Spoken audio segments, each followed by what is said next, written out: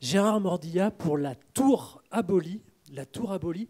Je me suis dit que vous lanciez dans du Stephen King en fait au tout début. Et puis on va voir que c'est pas tout à fait ça, mais il y a des petites choses là-dedans. Et en tout cas, c'est une mythologie moderne, cette tour. Il y a un côté, c'est un gratte-ciel hyper contemporain, dont les plans sont inspirés des vieux textes finalement. C'est Babel. C'est quoi cette tour? Il faut peut-être commencer par le commencement.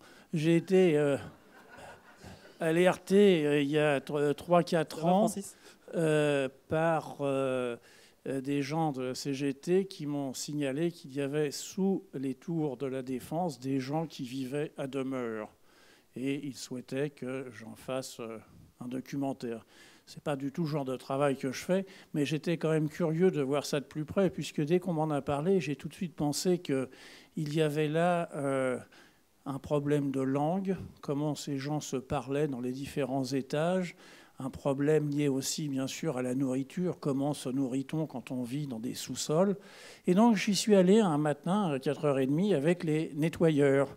Et ça m'a permis de vérifier un certain nombre d'hypothèses et surtout de voir, et il m'a suffi d'une fois pour comprendre, comment c'était structuré. Par exemple, au -7, l'endroit où j'étais, il y avait des clochards sédentarisés dont certains ne sortaient jamais.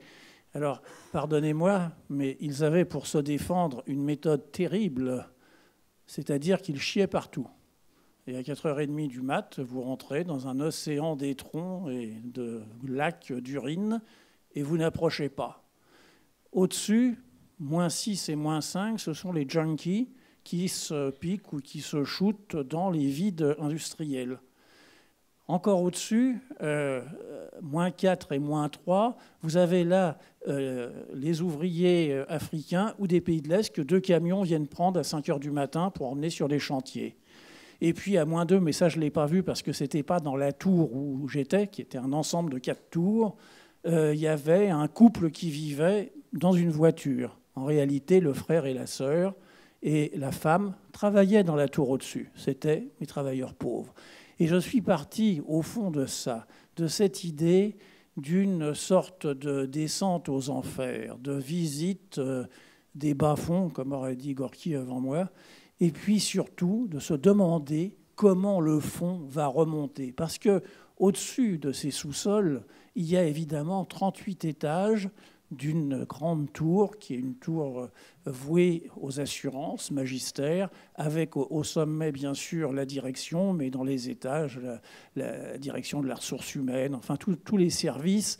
Et puis, surtout, il y a un self-service qui va être l'objet de toutes les batailles, puisque, à un moment, le directeur financier aura l'idée de fermer ce self pour récupérer de l'espace pour en faire autre chose. Et soudain, à partir de là, tout va commencer à s'effondrer. Parce que ceux qui vivaient dans les sous-sols vivaient aussi des déchets qui venaient du self. Ils pouvaient s'en nourrir. Et à partir du moment où ils ne pourront plus s'en nourrir, eh bien,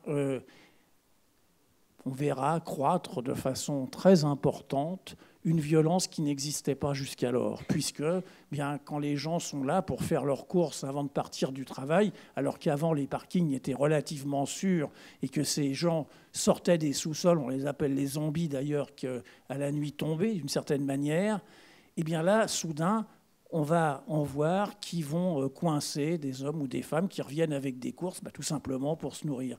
Et voilà l'histoire de la tour abolie. C'est cette histoire-là avec ses hauteurs et puis ses gouffres. Mais on comprend bien que c'est une parabole aussi, quoi. Vous avez quasiment rassemblé toute l'humanité dans une seule tour, même si elle fait 38 étages, et cette sous-sol. Il y a toute oui, il y a une dimension. Il y a une dimension métaphorique plus que parabolique. D'ailleurs, c'est plutôt une métaphore. Un de mes amis qui m'a écrit m'a dit une chose sur laquelle je n'avais pas pensé, mais que j'ai trouvé très juste. Il m'a dit, mais au fond, il y a Robson, qui est le président de l'entreprise, et bien, qui au dernier étage, c'est Dieu, puisqu'il dirige et il décide de la vie des uns et des autres.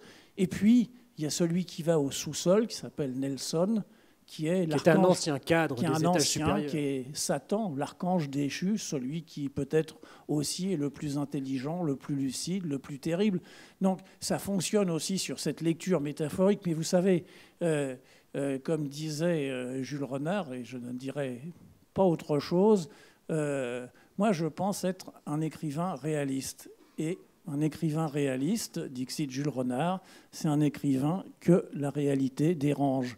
Eh bien, voilà, la tour abolie est peut-être le témoignage du niveau de mon dérangement face à la société contemporaine. Et il y a ce Robson, vous en avez parlé, le grand patron, qui au début fait une sorte de discours à ses collaborateurs avec un peu le manuel du parfait manager, quoi, avec tous les mots-clés, etc. Et vous dénoncez un peu cette novlangue là, de l'entreprise un peu famille, l'entreprise, tout le monde est heureux, alors que non. Comme je l'ai dit, il y a 7 sous-sols et 38 étages. Eh bien, il y a aussi 7 niveaux de langage et peut-être 38 niveaux de signification. Parce que cette tour, et c'est en cela qu'on peut penser à Babel, repose aussi sur le langage. Parce que ceux qui sont au moins 7, ils ont perdu le langage. Ils n'ont que des injures et quelques cris. Ceux qui se piquent à l'héroïne ou à autre chose ont un langage qui n'appartient qu'à eux.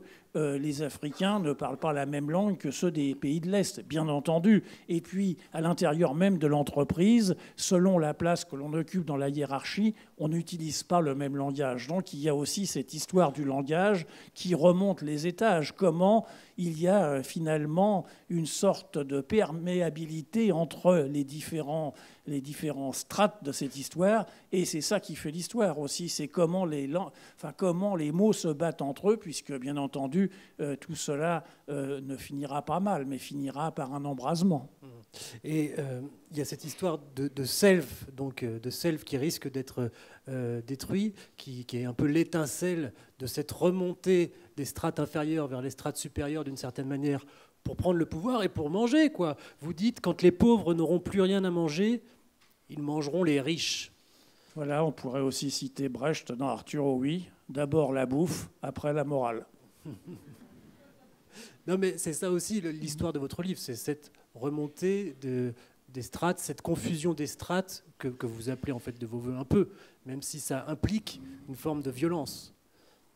Mais il ne faut pas craindre de regarder la violence en face. Nous sommes dans un monde violent et cette violence s'exprime dans des formes très, très différentes. Parce qu'évidemment, la violence qui peut s'exercer dans les sous-sols et dans la langue des sous-sols n'est pas du tout la même violence que celle qui s'exerce au 38e étage entre les différentes personnalités à leur poste de direction.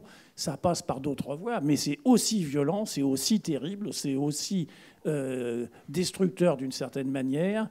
Alors, eh bien oui, il faut regarder ça en face, il faut regarder le réel et puis se dire que ce réel, eh bien, il est spectaculaire. Il nous raconte des histoires. Il y a quelque chose d'extraordinaire dans le roman qui est que justement, le roman est cette espèce de torrent formidable qui permet de charrier de l'histoire avec un grand H, des histoires, du savoir, du pouvoir, du devoir, enfin, toutes les rimes en war que vous voulez, parce que c'est un exercice de liberté à nul autre comparable. Il n'y a pas un autre domaine que le roman qui permette justement de saisir le réel de façon aussi puissante.